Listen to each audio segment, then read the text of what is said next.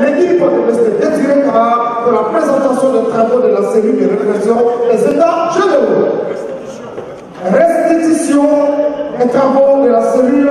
Chers élus, députés, sénateurs, maires des deux régions du Cavali et du Guémont, chers cadres web de la diaspora, mais aussi de la Côte d'Ivoire, ayant effectué le déplacement jusqu'ici, chers frères, chères sœurs, je voudrais vous dire merci à Ossé, à Ossédia, à Osséna, à Ossé.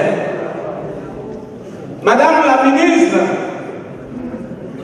avant de rentrer dans le vif du sujet, permettez-moi de présenter cette équipe aux travaux des États généraux dans le cadre de cette cérémonie. Ils vont venir. Oui, allez. Présentez. Moi, c'est Désiré Cardier. Je suis du Cavali, Zaké Blau, précisément Bloc-Bourdi. Et ma mère est de Béon. Je suis 50% Guémont, 50% Cavali. Donc, à plus d'un titre, je suis concerné. Merci. Merci, Désiré. Bonsoir. Je suis canoë, kayak, canoë-table. Je suis de Guéhépi, dans le département de Djoué. J'ai mes parents qui sont là. Le député Riva, mon là. Le sénateur Diet. En tout cas, Madame le ministre, Monsieur l'ambassadeur, merci beaucoup d'être venu. Je suis Kanoé Kara. Je suis enseignant diplômé des arts et métiers, enseignant en sciences de la conception, et j'enseigne les classes préparatoires ici en France. J'étais avant de venir ici à l'université de Cocody. À la force des choses, je me suis retrouvé ici. Et le président Delmas a sollicité et j'ai eu la chance de pouvoir participer aux travaux qu'on va vous présenter tout à l'heure. En tout cas, merci beaucoup. J'espère qu'on va vous présenter un travail qui va vous faire. Merci, mon cher frère Marcel. Il y a une personne qui s'est levée, Alexis Sou Joachim Kanou. Il s'est levé, donc bon, peut-être qu'il sera là, il va se présenter. Je suis docteur Mathias Néan pour vous servir.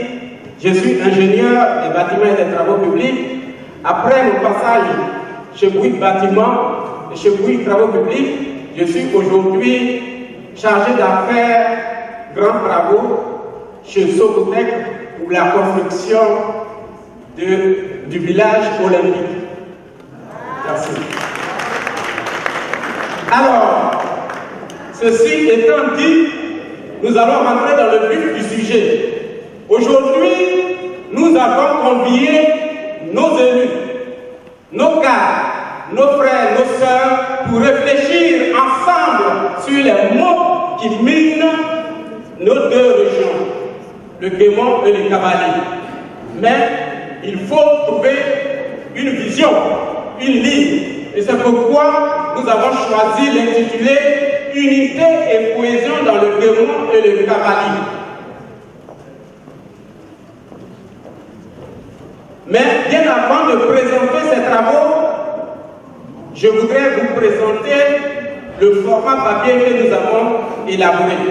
Madame la ministre, recevez ce modeste document que nous avons bien voulu élaborer en ce temps si court. Je sais que vous êtes enseignante, indulgence pour les erreurs que vous allez y trouver. Merci.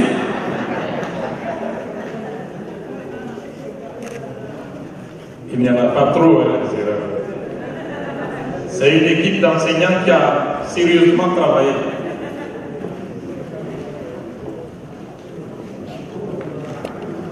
Les 4 thématiques.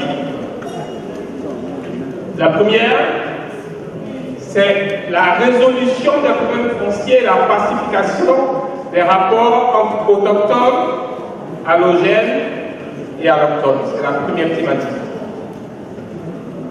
La deuxième thématique, ce serait de réfléchir à la question de la sécurité et de l'insécurité. Et la troisième thématique,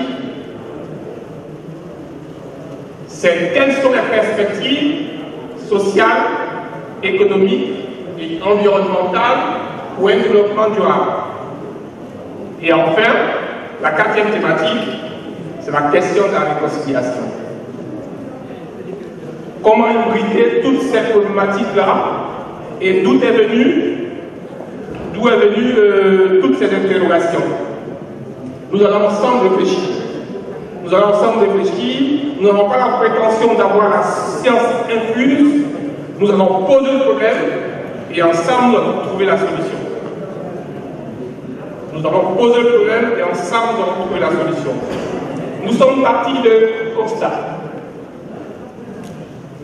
Quelle est la situation? Quelle est la situation? Quel est le problème? Le président Collet en a parlé, le président Delmas en a parlé. Quel est le problème?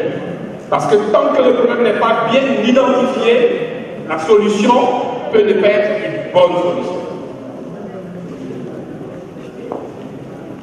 Donc, on va partir des constats. Et ces interrogations sont venues. On s'est dit quels sont les constats? Les constats pour nous, ce sont les crises. Il y a de nombreuses crises en Côte d'Ivoire et on s'est rendu compte que ces crises étaient, comme vous regardez à l'écran, sont localisées à l'endroit précis qui sont chez nous. Ces crises sont en général chez nous. On les a quantifiées dans le document, on ne va pas rentrer dans le détail, lorsque le ministre va le recevoir, on va expliciter point par point tous les éléments du document. Mais là, nous présenterons les résultats. Après avoir identifié, localisé l'endroit où les constats étaient faits, il faut identifier les acteurs. Quels sont les acteurs? On va ensemble identifier les acteurs, et puis, on peut se tromper, hein? On va peut-être en oublier, mais ensemble on va trouver.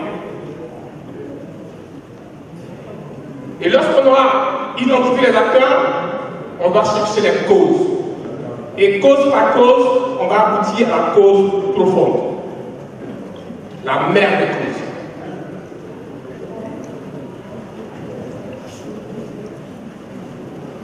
Et lorsqu'on aura identifié la cause, la solution va sortir toute seule.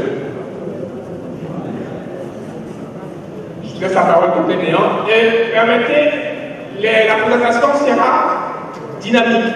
Je vais lui poser des questions et il va répondre. Je vais poser vos questions et il va répondre. Et ça nous permet de comprendre certaines des choses. Merci de vous tenir en la parole. Alors, je te remercie, cher jeune frère.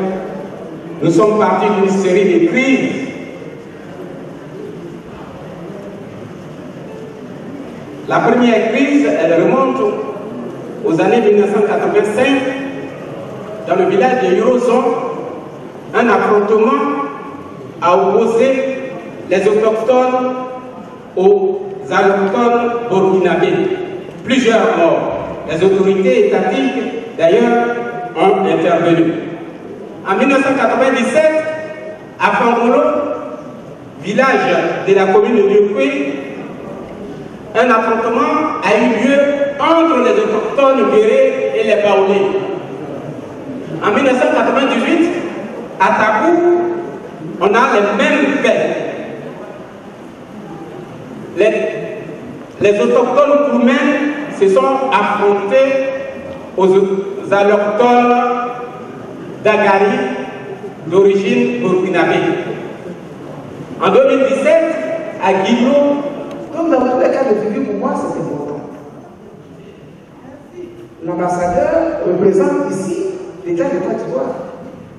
C'est pour ça que je voudrais encore vous remercier d'avoir accepté qu'il reste pour entendre ce que vous êtes en train de dire.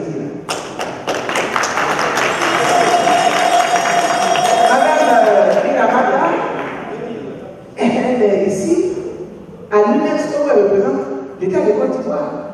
Et à l'extrême droite, vous avez le Conseil général qui est là pour vous. Je pense que nous avons une belle tribune. Et comme il y aura des échanges, vous ne pouvez pas présenter le document page par page. Vous avez bien fait de les mettre à disposition. Vous êtes ici à l'ambassadeur et consul. Par la suite, ils pourront vous inviter à des séances de travail pour comprendre un certain nombre de choses. Et ils pourraient également, sur la base des informations données, si elles ne sont pas avérées, ou s'ils pensent que vous avez besoin d'informations complémentaires, ils pourraient créer un cadre de travail. En tout cas, sachez qu'on attend surtout vos conclusions, vos recommandations, et que les échanges puissent se faire entre nous. Maintenant, l'ambassadeur pourra ensuite dire le résultat, mais c'est important qu'il entende ce pourquoi je suis venu ici.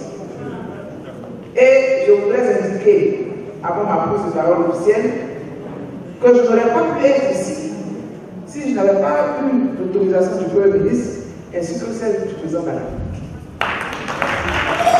Ils savent pourquoi je suis ici. Et comme tout ministre, le ministre Mandama, ambassadeur aujourd'hui, le sait, quand je vais rentrer, je rentrerai compte. J'informerai. Donc je vous assure que c'est extrêmement important. Nous sommes là pour ça. Si on ne va pas faire le galant, on ne peut pas travailler, alors travailler. Chez le Ouai, c'est aussi un rapport à nos dieux, à nos divinités. Ces divinités qui ont permis que nous ayons un lopin de terre qui est cédé à notre étranger. Dans un contexte toujours coutumier, on ne peut pas accueillir un étranger afin qu'il dort le ventre creux. Et c'est dans ce contexte-là que, à l'origine, les terres ont été cédées. Mais, paradoxe, que dit le droit moderne sur la question de la terre?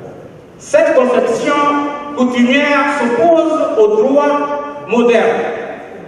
Le droit moderne en Côte d'Ivoire, concernant le foncier, on en cite deux. On a le décret de 1963 de notre feu président Houphouët-Boigny qui dit que la terre appartient à celui qui la met en valeur. Je vous remercie, je vous remercie, je vous remercie. Que Dieu bénisse les Ouai.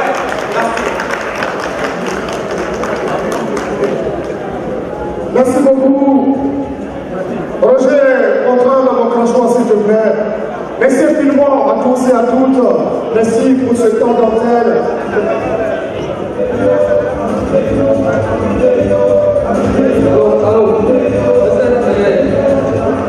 Je voudrais préciser, tout à l'heure, j'ai dit que je m'excusais. En tant que président du comité d'organisation, je m'excusais auprès de tous les députés. Je m'excusais spécialement auprès de Madame la ministre pour effectivement les imperfections.